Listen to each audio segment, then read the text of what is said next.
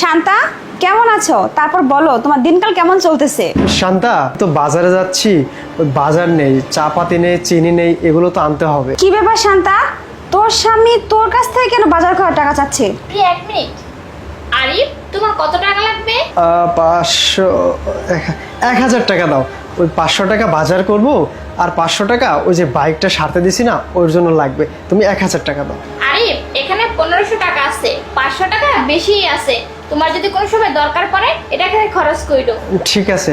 আচ্ছা আপু, আপনারা গল্প করেন, আমি আসি। কি রে শান্তা, তোর স্বামী তোর কাছ থেকে সংসার খরচ কেন নেয়? তো কি হয়েছে? ও তো আমার স্বামী, এরকম করে বলছো কেন আপু? স্বামী হয়েছে তো কি মাথা কিনে নিছে নাকি?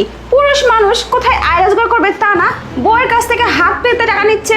আর কি ধরনের পুরুষ মানুষ? ওর কি লাজ লজ্জা বলতে কিছু নেই?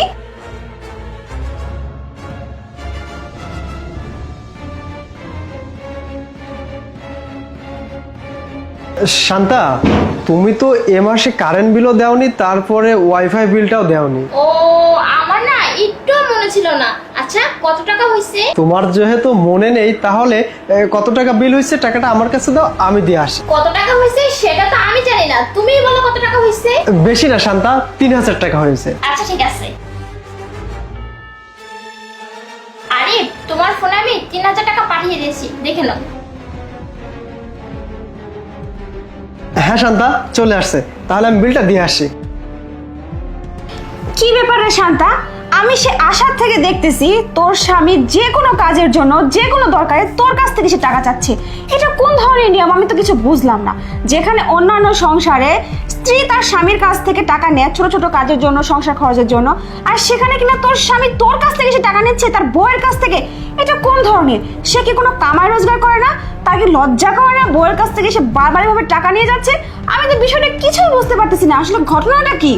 দেখো আপু, তুমি যা ভাবতেছ তা কিন্তু না, আমি তোমাকে বলতেছি যে আসলে বিষয়টা কি। শান্তা, আমার বিল দেওয়ার কাজটা হয়ে গেছে। একটা কাজ করি আপু, আপনাদের জন্য আমি চা নাস্তা নিয়ে আসি। হ্যাঁ হ্যাঁ হ্যাঁ, যাও যাও, চা নিয়ে আসো, সাথে নাস্তাও নিয়ে আসো। তুমি তো এগুলোই করতে পারবে। দেখো আপু, তুমি না জেনে শুধু শুধু আরিফকে এতগুলা কথা বলছো, এটা কিন্তু তুমি একদম ঠিক করো নাই, বুঝতে পারছো? তুমি যদি সত্যিটা জানতে তাহলে কখনো এইসব কথা বলতে না। হ্যাঁ, আরিফের একসময় সব কিছু ছিল, চাকরি ছিল, নিজের একটা ব্যবসা ছিল, কিন্তু এখন নাই। তাতে কি হয়েছে? এখন নাই, পরিবার তো আবার হবে। শোনো, ও ব্যবসাতে লস খেয়েছিল, আর যেই সব টাকা ছিল মানুষ কিছু কিছু টাকা পেত, সবাইকে টাকা দেওয়া হয়ে গেছে।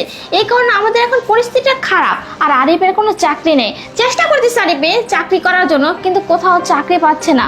আর আমি চাচ্ছি কি, এখন তো আমি চাকরি করতেছি, আর আমি চাই ওর পাশে দাঁড়াতে। আর ও তো সবসময় আমার পাশে ছিল, বিপদে আপদে সুখে দুঃখে সবসময় ছিল। তাহলে আমি কেন এখন থাকবো না সেটা তুমি বলো। আর আপু চলেন না, চা নাস্তা রেডি করেছি, আপনাকে নিয়ে আসুন। সত্যি রে শান্তা, তোদেরকে দেখে খুব ভালো লাগতেছে যে তোরা স্বামী স্ত্রী একে অপরকে এতটা বুঝিস, ভালোবাসিস, একে অপরের বিপদে এইভাবে পাশে দাঁড়াচ্ছিস। সত্যি তোদেরকে দেখে প্রশংসা করতে হয়। আর আমি আসলে ভুল বুঝেছিলাম যে ও স্বামী হয়ে তোর কাছ থেকে হাত পেতে সংসারের খরচ নিচ্ছে। বিপদ আপদে যদি স্বামী স্ত্রী পাশেই না থাকে তাহলে কিসের স্বামী স্ত্রী? আমার আসলে ভুল হয়েছে রে তোদেরকে এভাবে অপমান করা।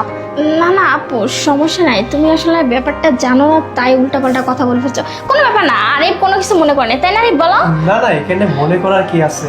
আসলে আমরা দুজন দুজনের পাশে থাকবো, এটাই তো।